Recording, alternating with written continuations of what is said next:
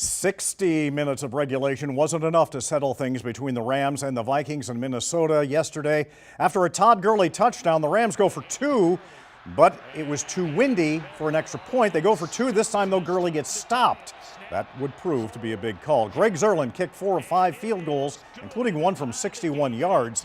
His 53-yarder late in the game tied the game at 18. The Rams would have led if they had kicked that early point. In OT, the Rams went 3 and out.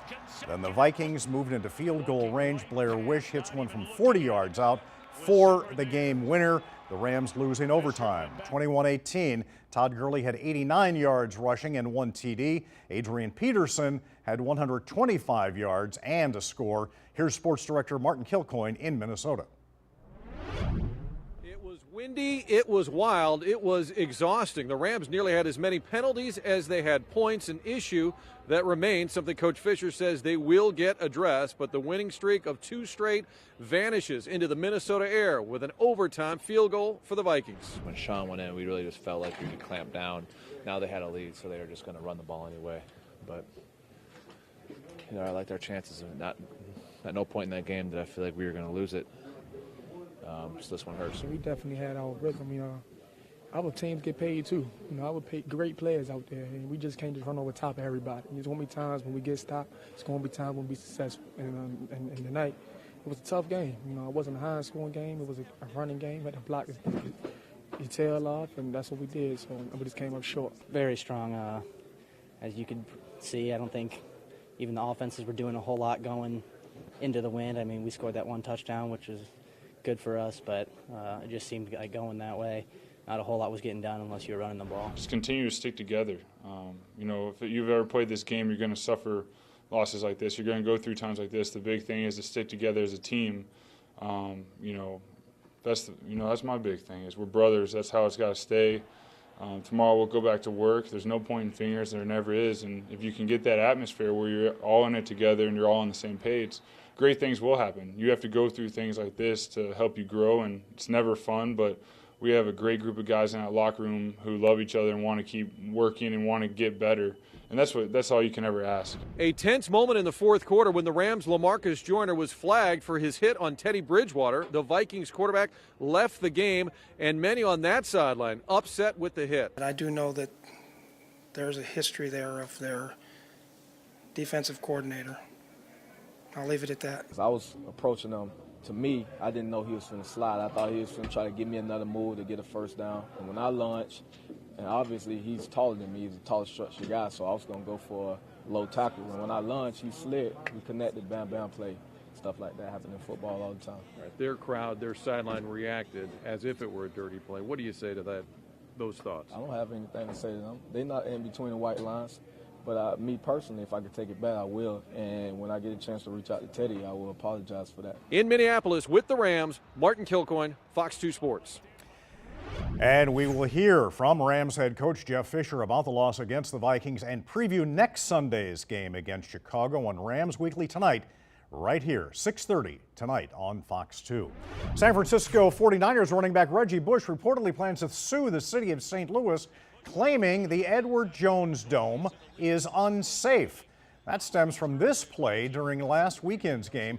He ran out of bounds. He slipped on that concrete ring around the turf. Suffered a season-ending knee injury from that fall. Here it is again, as you see, goes past the turf, hits the concrete and falls. Bush's suit will likely seek compensation for gross negligence.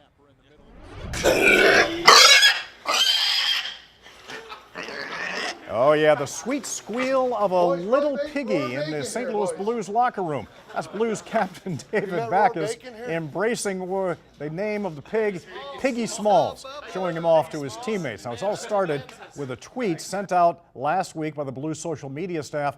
Blues were trailing the Blackhawks in Chicago. They roared back to tie it and then to win it in OT, but autocorrect spelled roar bacon instead of roar back.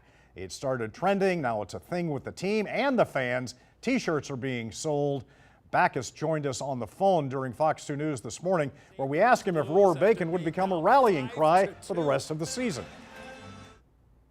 Kind of a goofy mishap, but during the course of a long season, you got to you got to enjoy it and got to have fun. So we made the most of it for the short time at least. A few of them didn't want anything to do with Stig, and a few others wanted to give them some pet and some loving. So good to see the different reactions, but again, just trying to keep it lighthearted and keep everyone smiling around the rink. And next up for the St. Louis Blues, the Devils in New Jersey tomorrow night. And let's get another check on the weather. Angela Huddy is standing by right now after some 30-degree nights. We warmed up into the 50s today, which isn't so bad. Yeah, and we're going to be back there here this afternoon. We were there most of the weekend, so those cold starts and those cool fall afternoons. A very, very pretty weekend to be out and about, and a great day today as well. If you do have evening plans, though, once the sun goes down, these temperatures will tumble again very quickly. Let's head out to another one of our river views from Gateway Buick GMC, our web camera at Herman, Missouri. It's outside of the Herman Hill Inn, and again this morning, you could make out that gazebo, but you could make out the bluff or the riverway for quite some time. Once we got to the 8:30 half hour, that fog was mostly lifted and things improved greatly. A beautiful blue sky day now across the region. That's the view from Herman. Here's the view from our Golden Oak Lending rooftop camera right now. Deep blue skies, high pressure is in control. Certainly chilly, 55 degrees the current temperature. Winds are calm, dew point at 32, humidity 42%, barometric pressure is 30.25 inches and currently steady. Temperatures across the rest of the region, 50s again as we mentioned, a nice warm up that's taken place here after starting out this morning in the upper 20s and those low 30s. 56 Cook Station, 54 Union, 54 also Arnold and St. Charles.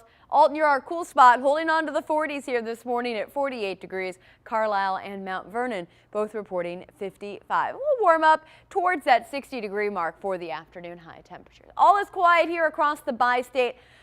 Only little area to talk about would be far southeastern Illinois, where there's been a little bit of cloud cover building in thanks to some rain that's in Tennessee and Kentucky, all part of this southern low that's lifting up through the Florida area into Georgia this morning, sending the rain and sending just a little bit of cloud cover into southern Illinois. So maybe some high clouds in our far eastern communities here on our Monday. Otherwise, all is quiet, high pressure still in control. But off to the west, our next storm system shaping up. It is an intense autumn storm that's going to be sliding through the plains tomorrow and our way by Wednesday. And that's going to bring us a chance of thunderstorms, some of which looking more and more likely to be strong to even severe. So let's watch things with Futurecast. All quiet. Any action from that eastern weather stays well off to the east. We stay quiet overnight. By the time we get to Tuesday, late afternoon, evening time frame, we'll start to see some clouds build back in. The clouds are here by the morning commute, and by noontime on Wednesday, storms are starting to form out across western Missouri. They are into the St. Louis area Wednesday afternoon and Wednesday evening, coming in at the warmest part of the day. That means there will be a lot of energy in the atmosphere for these storms to feed off of, and that's why we are concerned about gusty winds, the possibility of hail, and even, yes, the possibility of a tornado. So we'll have to keep you up to date on that. Sunshine and chilly, no worries today. A gorgeous fall day, 59 for your high. Get outside and enjoy if you can. Just grab a jacket. For tonight, it's clear and cold once again. 39 for the overnight low with outlying areas dipping down to the freezing point once again. We'll rebound tomorrow, actually be a little warmer on our Tuesday thanks to the return of a southerly wind. 63 for your high. Just a few clouds building by late in the day. Those clouds really build in overnight into Wednesday morning. Then that thunderstorm chance coming in Wednesday afternoon and Wednesday evening. A stormy looking Veterans Day. But if we have any morning activities for Veterans Day, I think we'll be okay. Cooling off, clearing out on Thursday, drying out, but it is windy and colder, 56, 53 on Friday, 56 degrees on Saturday. Both Thursday and Friday looking very windy behind these storms. Okay, maybe some intense storms. Could be some intense storms. Definitely Wednesday is a day you're going to want to stay weather aware and be sure to check with Fox 2, our website and our apps throughout the day. Okay, all right, thanks Angela. In an emergency, our smartphones become a lifeline. It can connect us to help or just allow us to hear that loved ones are okay. In today's Tech Report, Rich DeMuro takes us inside a facility that keeps phones working, even in a natural disaster. You've probably noticed how your smartphone works even when the power goes out. Well, it's all thanks to top secret facilities designed to maintain your signal even through a natural disaster. Today, I'm taking you on a rare insider's tour. Wildfires, hurricanes, earthquakes. In a natural disaster, safety is first. Then you want to be sure your loved ones are okay. It's why wireless companies spend big money to make sure your phone works even when other systems fail. How secretive is this facility? It's a very secretive facility. Ken Mouche is in charge of communications for Verizon Wireless in Southern California. Today, he's given me a rare behind-the-scenes look at a reinforced facility the public never sees. First up, Mission Control. It's so secretive, I can't even show you anything inside here, but there's some monitors, there's people working, and what are they doing? We're monitoring all of our cell sites. If a site gets overloaded or fails, these are the first folks to know. Inside these rooms, information flows from millions of calls and data. Everything you see is also duplicated somewhere else. A lot of those backups are in different buildings or in other counties. Giant chillers keep the rooms at the ideal temperature for equipment. In this room, you can really see how technology has progressed. All these servers over here are handling the older 3G network. Those two servers over there are handling customers on 4G LTE connections, and guess what?